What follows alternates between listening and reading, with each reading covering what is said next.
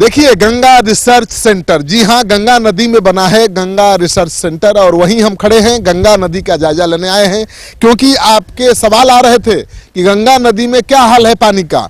तो मैं वही तस्वीर दिखाने के लिए आया हूं यहाँ पर। अभी गंगा रिसर्च सेंटर के कोई अधिकारी नहीं है, लेकिन कुछ लोग यहाँ स्थानीय लोग हैं जिनसे हम बात भी करेंगे। लेकिन एक तस्वीर दिखा देते हैं, गंगा की एक तस्वीर देखिए। गंगा में इससे बहुत ज़्यादा पानी था कुछ दिन पहले। देखिए जो पिलर पर दिख रहा है लिखा हुआ, पिलर संख्या है P11, इससे 1.5 फीट ऊपर तक पानी गया था। लेकिन फरक्का बांध खोलने के बाद, फरक्का बांध के गेट खोले जाने के बाद 1.5 से 2 फीट पानी का स्तर नीचे गया है। तो कहा जा सकता है कि गंगा नदी जिम्मेवार नहीं है पटना में बाढ़ के लिए। पटना शहर में जो बाढ़ की नौबत आई है उसके लिए गंगा नदी कहीं से भी जिम्मेवार नहीं है। अगर बाढ़ की नौबत पैदा हुई है तो बारिश की वजह से हुई है, बारिश की पानी की वजह से हुई है या सैदपुर नहर के जल से हुई है। तो देखिए गंगा नदी की तस्वीर आपको दिखा रहा हूँ। गंगा नदी में जो ये तस्वीर दिख रही है, इसको देखकर यहाँ रहने वाले लोगों के रोंगटे खड़े नहीं होंगे, क्योंकि इन्होंने इससे बहुत ज़्यादा पानी देखा है। और 1 सप्ताह 10 दिन पहले तो बहुत ज़्यादा पानी था, लेकिन अब पानी का स्तर नीचे हो रहा है। तो सबसे बड़ा सवाल कि गंगा नदी का जल स्तर बढ़ा नहीं, फिर पटना क्यों डूब गया? जब गंगा नदी का जल स्तर बढ़ेगा, गंगा का पानी शहर में घुसेगा, तब क्या हाल होगा पटना का? आइए यहाँ कुछ लोग हैं, उनसे सवाल करते हैं और पूछते हैं कि क्या गंगा के जल स्तर में कमी आई है, खतरे के निशान से नीचे बह रही है? थोड़ा कमी आई है सर, थोड़ा कमी आई। जो बढ़ गया था वो तो आप लोगों ने देखा हुआ कि बहुत बढ़ता है पानी, तो उसको देखते हुए कोई डर की बात नहीं ना? नहीं, अभी डर की कोई बात नहीं है। गंगा का जल स्तर नीचे डाउन हुआ है और आगामी आने वाले दिन में और जो है डाउन करेगा पानी, चूंकि फरक्का बांध बहुत खुला है और मौसम भी ठीक हो गया। मौसम भी ठीक हो गया है। तो आपको क्या लगता है कि शहर में पानी क्यों नहीं निकल रहा है? वो ड्रेनेज का प्रॉब्लम होगा, ड्रेनेज वगैरह सिस्टम जो है उसका प्रॉब्लम होगा सर।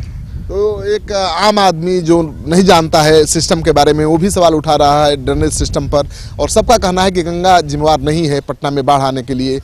पटना का जो ड्रेनेज सिस्टम है वो जिम्मेवार है। तो हम दिखाएंगे गंगा घाट पर भी कई सम्प हाउस हैं जो शहर का पानी निकाल कर गंगा नदी में फेंकते हैं, उनको भी हम दिखाएंगे कि पानी निकाले जाने का काम तेज़ गति से चल रहा है। लेकिन सबसे बड़ा सवाल कि इतनी तेज़ गति से डीवाटरिंग का काम चल रहा है, फिर पटना में जल का स्तर नीचे क्यों नहीं हो रहा है, ये सबसे बड़ा सवाल है।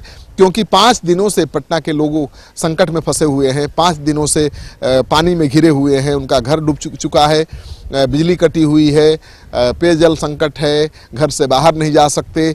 ये तस्वीर पटना की शायद आपने कभी देखी नहीं होगी, पहले हमने भी नहीं देखी है। कहा जा रहा है कि 1975 में भी ऐसी बाढ़ नहीं आई थी पटना में, लेकिन इस बार जो बाढ़ आई है वो बिल्कुल रोंगटे खड़ा कर देने वाली है। और पटना के लोगों को अब ये डर सताता रहेगा, हर बार डर सताता रहेगा बारिश के मौसम में कि पटना कहीं डूब न जाए। तो मुझे लगता है कि एक तरह से पटना को स्मार्ट सिटी बनाने का रास्ता भी साफ हुआ है। जो कचरा का ढेर पर पटना बसा हुआ है, वो कचरे सब पानी के जरिए ऊपर आ गए हैं। अब दिख रहा है कि पटना कचरा के ढेर पर बसा हुआ है।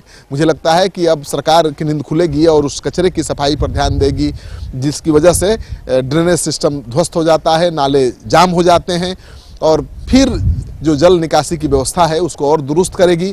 तभी असली और रियल में स्मार्ट पटना की कल्पना की जा सकेगी। तो आप देख रहे हैं, एक बार फिर से कहूँगा कैमरामैन को दिखा दें भाई दूर दूर तक कि कोई कन्फ्यूजन न रहे। पटना में गंगा नदी खतरे के निशान से बहुत नीचे है। गंगा नदी कहीं से भी पटना शहर में बाढ़ के लिए जिम्मेवार नहीं है, क्योंकि गंगा की तस्वीर हम आपको दिखा रहे हैं। इस गंगा की तस्वीर जिसको देखकर रोंगटे भी खड़े हो जाते हैं कभी कभी, लेकिन अभी तो आप देख लीजिए कि गंगा में उतना पानी नहीं है। लग रहा है कि बीच में अभी टापू टीला सब दिख ही रहे हैं, घास पात सब दिख रहे हैं। लेकिन जब गंगा उमड़ती है तो केवल सैलाब नज़र आता है और कुछ नज़र नहीं आता। लेकिन अभी तो टापू टीले नज़र आ रहे हैं गंगा के बीच में। देखिए लोग वहाँ पर झुग्गी झोपड़ी बनाकर रह रहे हैं, सही सलामत हैं अभी। और मुझे लगता है कि गंगा नदी खतरे के निशान से नीचे बह रही है, इसलिए चिंता की बहुत ज़्यादा ज़रूरत नहीं है। मौसम अगर इसी तरह से साफ रहा, अगर ड्रेनेज सिस्टम को सरकार ने दुरुस्त कर दिया, तो पटना शहर को बहुत जल्द ही जल जमाव से मुक्ति मिल जाएगी। आपको ये तस्वीर अच्छी लगे तो दोस्तों के साथ खूब शेयर करिए, क्योंकि बहुत लोग परेशान हैं कि गंगा का जल स्तर कहीं बढ़ तो नहीं रहा है, गंगा नदी कहीं पटना में बाढ़ के लिए जिम्मेवार तो नहीं है। तो उनके लिए ज़रूरी है तस्वीर, इसलिए इस तस्वीर को ज़्यादा से ज़्यादा लोगों के साथ शेयर करिए। अगर आपने अब तक हमारा चैनल सब्सक्राइब नहीं किया है तो कर लीजिए। आपका सहयोग समर्थन लगातार मिल रहा है, उसके लिए बहुत बहुत आभार, धन्यवाद। क्या आप जानते हैं कि घर बैठे आप अपनी स्वास्थ्य समस्याओं का सलूशन पा सकते हैं सॉफ्ट केयर मोबाइल ऐप के द्वारा। अधिक जानकारी के लिए आप संपर्क कर सकते हैं। हमारे फोन नंबर्स हैं 9472981111, 9472982222। Soft care app, solution at your finger tips.